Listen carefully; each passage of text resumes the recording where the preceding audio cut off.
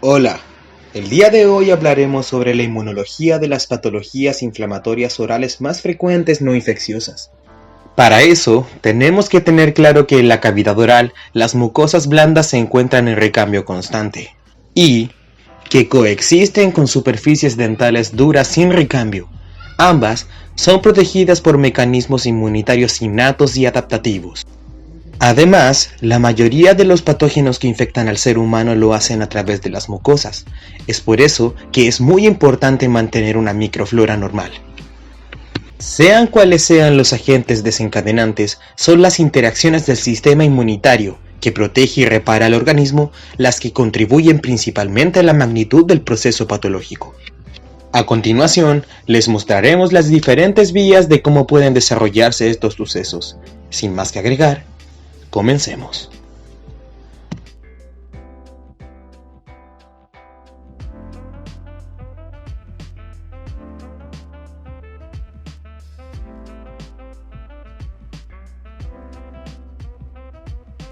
Para comprender mejor la inmunología de las patologías inflamatorias, las subdividiremos en dos grupos: enfermedades autoinmunes y enfermedades no inmunes, y también según su frecuencia. Enfermedades autoinmunes frecuentes: úlceras orales recurrentes. Las úlceras orales recurrentes, después de las caries y de la enfermedad periodontal crónica, representa probablemente la lesión más frecuente de la mucosa oral, la estomatitis aftosa. Puede manifestarse de manera aguda, crónica o recurrente, en cuyo caso alcanzan una frecuencia aproximada del 20% de la población general. Las úlceras orales recurrentes comienzan en la niñez, pero afectan principalmente a los adolescentes y adultos jóvenes, deteriorando de manera importante la calidad de vida. El origen de estas lesiones no es completamente conocida, pero se sabe que interfieren múltiples factores: genéticos, alimentarios, infecciosos, alérgicos, medicamentosos, traumáticos e inmunológicos. La ulceración aftosa recurrente grave puede observarse en relación con la infección por VIH. Se caracterizan por ser dolorosas, ovaladas y circunscritas por un halo eritematoso con un fondo amarillo grisáceo. Se pueden clasificar en úlceras menores, son pequeñas, de diámetro menor a 1 centímetro, afectan entre el 75 y el 85% de los pacientes con úlceras orales recurrentes, curan entre 7 a 14 días y recurren 2 a 4 veces por año. Estas lesiones afectan generalmente el epitelio no queratinizado, mucosa labial, bucal y piso de boca. Rara vez afectan las encías y el paladar y el dorso de la lengua. Las úlceras mayores caracterizan por tener un diámetro mayor a 1 centímetro. Afectan a 15% de los pacientes con úlceras orales recurrentes. Son más profundas y dolorosas que las úlceras menores. Curan más lentamente, entre unos 10 y 30 días, y pueden dejar cicatriz. Afectan de preferencia a los labios y el paladar blando. Sin embargo, pueden comprometer cualquier otro sitio. Las úlceras herpetiformes se presentan como múltiples lesiones papulovesiculares agrupadas, con diámetro menor a 3 milímetros y pueden unirse entre sí. No están relacionadas con una etiología viral, curan entre 7 a 30 días, pudiendo dejar cicatriz y constituyen el 10% de las úlceras orales recurrentes. Otras clasificaciones de úlceras orales las dividen en úlceras agudas, hasta 6 semanas de duración, y crónicas, más de 6 semanas, y según su número, en solitarias y múltiples. Cabe destacar que las úlceras crónicas pueden ser indoloras y deberían ser siempre biopsiadas, con el fin de descartar una etiología maligna o autoinmune. En la etapa más temprana de la lesión hay infiltración de linfocitos. En algunos pacientes hay anticuerpos circulares contra microorganismos bucales, los cuales pueden presentar reacción cruzada con microorganismos de la mucosa bucal. Se ha reportado una mayor susceptibilidad entre las enfermedades bucodentales con el antígeno HLA-B12. Asimismo, en la ulceración bucal recurrente hay datos de incrementos en la frecuencia de HLA-B12.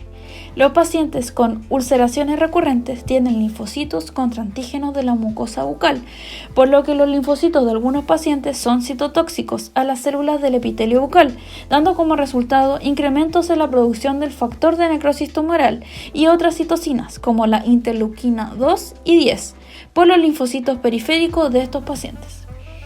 Para el grupo no complicado por enfermedades sistémicas conocidas, se dispone de varios tratamientos que incluyen el uso de corticosteroides tópicos, antibióticos e inmunoestimulantes como el lisado leucocitario e inmunoferol.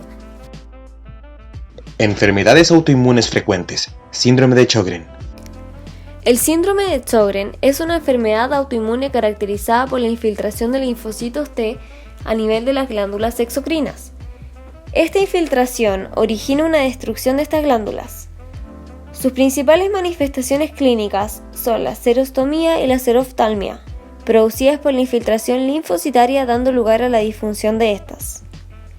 La estimulación intrínseca de las células epiteliales glandulares puede conducir a su activación, incremento de la apoptosis y presentación de neoantígenos al sistema inmune. Estos eventos conducen a la acumulación de células T y B de memoria y la mantención prolongada de la respuesta inmunológica por autoantígenos liberados de las células apoptóticas. Existen diferentes hipótesis que explican la alteración de la respuesta autoinmunitaria. La más aceptada es la que explica la infiltración de glándulas salivales y lagrimales por células linfoplasmocitarias junto con la hiperestimulación de linfocitos B. Sin embargo, el elemento que parece desempeñar un factor clave en modificar el curso, desde la infiltración linfocitaria inicial del tejido glandular por linfocitos T hasta el desarrollo de lesión glandular crónica, es el incremento del factor activador de células B, BAF, también conocido como estimulador de linfocitos B, BLAS, el cual incrementa la proliferación y la supervivencia de linfocitos B y produce mayor apoptosis y destrucción glandular. Las glándulas exocrinas están compuestas por células epiteliales ductales y células acinares con función secretora. Existen cambios en estas células en ausencia de linfocitos funcionales y se ha propuesto a las células epiteliales glandulares como los principales componentes en la generación de respuesta autoinmune debido a que expresan altas cantidades de HLA-DR, que es un receptor de superficie celular MHC de clase 2, moléculas coestimuladoras como CD80, CD86, CD40, moléculas de adhesión como ICAM1, receptores de respuesta innata como receptores tipo TOL y factor activador de células B, BAF. Las células epiteliales acinares también expresan autoantígenos provenientes del citoplasma, los cuales son presentados al sistema inmune.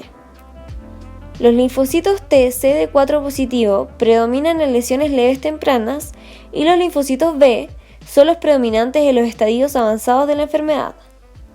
Se trata probablemente de la enfermedad autoinmune más frecuente. La frecuencia de este síndrome predomina en el sexo femenino.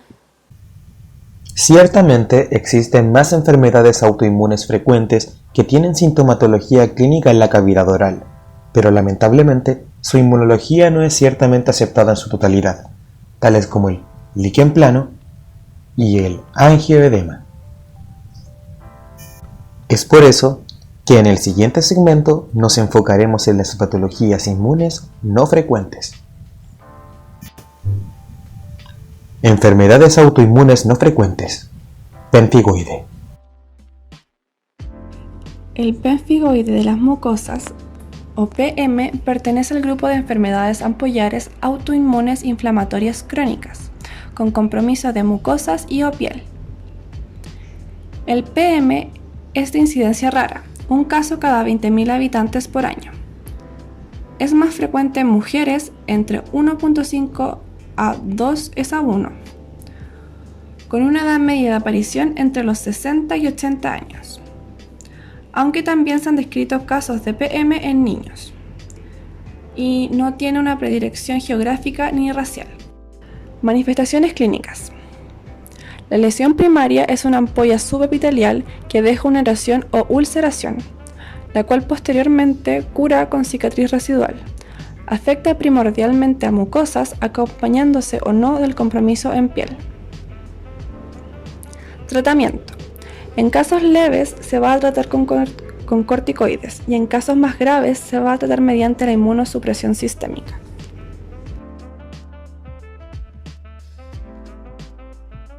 En cuanto a la inmunología, la alta variabilidad inmunológica explica en parte la dificultad para establecer criterios de diagnósticos inequívocos, siendo el antígeno PB180 el principal objetivo de los anticuerpos sintetizados por los pacientes. Pero existen otros tipos de antígenos, como el antígeno BP230, la subunidad beta de las láminas 5 y 6 en el 20% de los pacientes y la subunidad integrina beta 4 y colágeno tipo 7.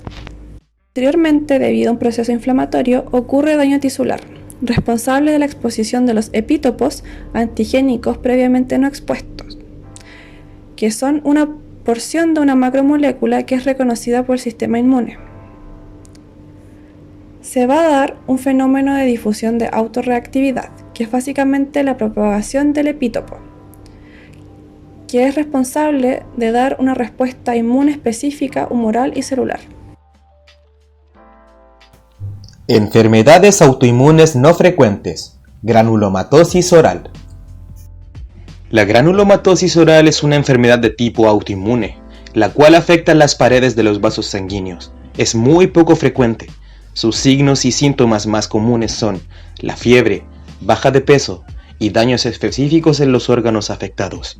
Lo que es más común en pulmones, riñones y vía respiratoria alta. Esta enfermedad es más frecuente en hombres de entre 40 y 50 años de raza blanca. En la cavidad oral podemos observarla como una gingivitis papuloeritematosa, mucosas necróticas y ulceradas, hiperemia, entre otras características. Inmunología. Esta enfermedad es mediada por linfocitos CD4, que van a producir las interleuquinas 2, interferón gamma y factor de necrosis tumoral alfa. Por mecanismos de tipo humoral habrá un aumento de las inmunoglobulinas séricas y aumentará la actividad de células beta.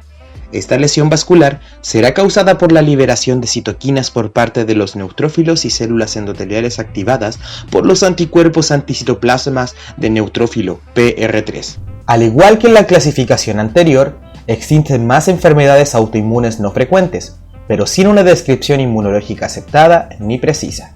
Algunas de las enfermedades que podemos nombrar son el pénfigo, el síndrome de Behçet, que también podría entrar en la clasificación de úlceras orales recurrentes, pero por su frecuencia tan baja no se le puede admitir en dicha clasificación. Y, por otra parte, la papilitis lingual hereditaria. Ahora nos atañe a hablar de las enfermedades no autoinmunes, cuyo mayor exponente es el cáncer. Enfermedades no autoinmunes.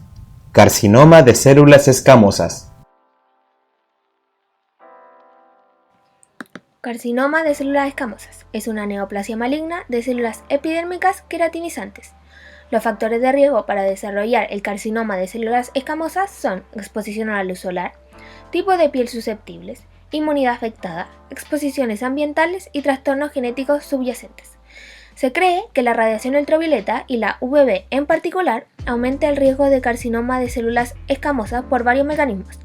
En primer lugar, tenemos el efecto carcinogénico directo de la luz ultravioleta sobre los queratinocitos de división frecuente de las capas basales de la epidermis. Las mutaciones no reparadas debido al daño de la luz ultravioleta pueden impulsar a la proliferación y al crecimiento tumoral. En más del 90% de los carcinomas de células escamosas tiene lugar el silenciamiento del gen supresor de tumores P53 inducidos por UVB. Con la pérdida de P53, los queratinocitos son incapaces de detener el ciclo celular o poner en marcha la apoptosis ante el daño celular de la radiación ultravioleta. Además de la inmunodepresión farmacológica, los trastornos asociados con alteraciones adquiridas por la inmunidad celular, como lo son linfomas, leucemias y enfermedades autoinmunes, tienen riesgo mayor de carcinoma de células escamosas. El virus del papiloma humano se ha propuesto como factor causal para el desarrollo de este cáncer. La inhibición de BRAF también se asocia con desarrollo de carcinoma de células escamosas. La mayoría de los carcinomas de células escamosas comienzan con una proliferación de queratinocitos en la capa basal de la epidermis, que aparecen en forma de áreas rojizas o rosadas denominadas clínicamente queratosis actínicas o queratosis solares. Los síntomas locales pueden exacerbarse y mejorar durante muchos meses. Las lesiones son descamativas con superficies irregulares y bases eritematosas.